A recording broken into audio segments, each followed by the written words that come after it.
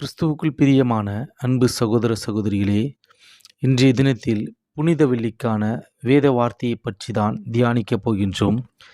சிலுவையில் இயேசுவின் 7 வார்த்தைகள். முதல் வார்த்தை மன்னிப்பு. அப்பொழுது இயேசு, பிதாவே, இவர்களுக்கு மன்னியும், தாங்கள் செய்கிறது இன்னதென்று அறியாதிருக்கிறார்களே என்றார். லூக்கா 23வது அதிகாரம் 34வது வசனம். இயேசுவை சிலுவையில் அறைந்த அவருடைய சொந்த ஜனத்தை அவர் அன்று மன்னித்தார். அன்று மட்டுமல்ல, இன்றும் அவர் மன்னிக்கின்ற தேவனாக இருக்கின்றார். நீங்களும் அவரை நோக்கினால் உங்களையும் அவர் மன்னிப்பார். இரண்டாவது வார்த்தை இரட்சிப்பு. இயேசு அவனை நோக்கி, இன்றைக்கு நீ என்னுடனே கூட பரதீசில் இருப்பாய் என்று மெய்யாகவே உனக்குச் சொல்லுகிறேன் என்றார். லூக்கா 23வது அதிகாரம் 43வது வசனம். அவர் இரட்சிக்கின்ற தேவனாக இருக்கின்றார். சிலுவையில் ஒரு கள்ளனை ஒரு நிமிடத்தில் இரட்சித்தார். எப்படி? அவன் அவரிடத்தில் முழு உள்ளத்தோடு, என்னை இரட்சியும் கர்த்தாவே என்றான். உடனே கர்த்தர் அவனை இரட்சித்தார். நீங்களும் என்னை இரட்சியும் கர்த்தாவே என்று அவரிடத்தில் ஜெபிப்பீர்களாகில் அவர் உங்களையும் இரட்சிக்க வல்லவராயிருக்கிறார். மூன்றாவது வார்த்தை அரவணைப்பு.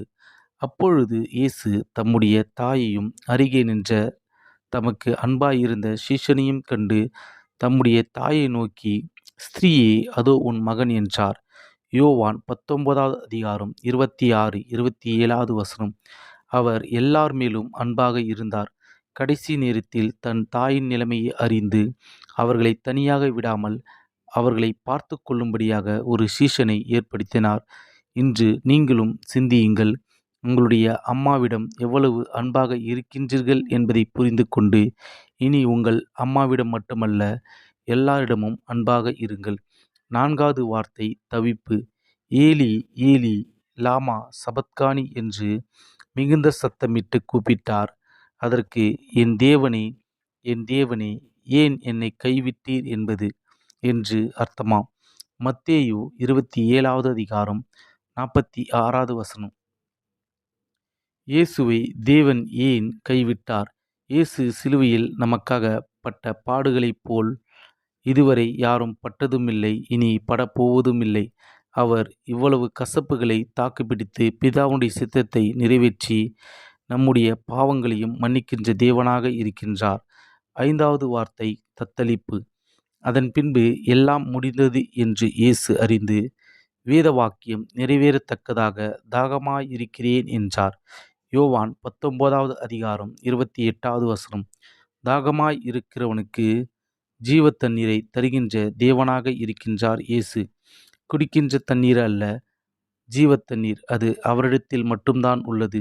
இயேசு சிலுவையில் தண்ணீர் குடியாமல் 17 மணி நேரம் இப்படிப்பட்ட பாடுகளை பட காரணம் ஏன் என்றால், உங்களுக்கும் எனக்கும் வற்றாத ஜீவ தண்ணீரை கொடுப்பதற்காகத்தான். ஆறாவது வார்த்தை முடிப்பு. இயேசு காடியை வாங்கின பின்பு முடிந்தது என்று சொல்லி தலையை சாய்த்து ஆவியை ஒப்பு கொடுத்தார். யோவான் 19வது அதிகாரம் 30வது வசனம். முடிப்பு என்பது எல்லாம் முடிந்து போயிற்று என்பதல்ல, நம்முடைய பாவங்களுக்கான வழி அவருடைய முடிப்பினால் திறக்கப்பட்டது என்பதுதான் உண்மை. அவரால் இதிலிருந்து தப்பித்து இருக்க முடியும். ஆனால் அவர் அப்படி செய்யவில்லை. ஏன் தெரியுமா? நமக்காகத்தான் இயேசு சிலுவையிலே எல்லாவற்றையும் சகித்து கொண்டு வெற்றிகரமாக முடித்தார். ஏழாவது வார்த்தை ஒப்புவிப்பு. இயேசு, பிதாவே, உம்முடைய கைகளில் என் ஆவியை ஒப்புவிக்கிறேன் என்று மகா சத்தமாய் கூப்பிட்டுச் சொன்னார்.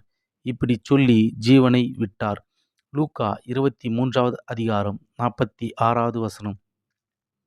கடைசியாக இயேசு தம் ஆவியை பிதாவினிடத்தில் ஒப்புவித்தார். இயேசு நமக்காக சிலுவையை ஜெயித்தார். அவர் ஜெயித்தார் என்பது உங்களுக்குள் உண்மை என்று தோன்றினால் இனி அவரை மறுபடியும் உங்களுடைய பாவங்களினால் சிலுவையில் அறையாதீர்கள். ஆமேன்.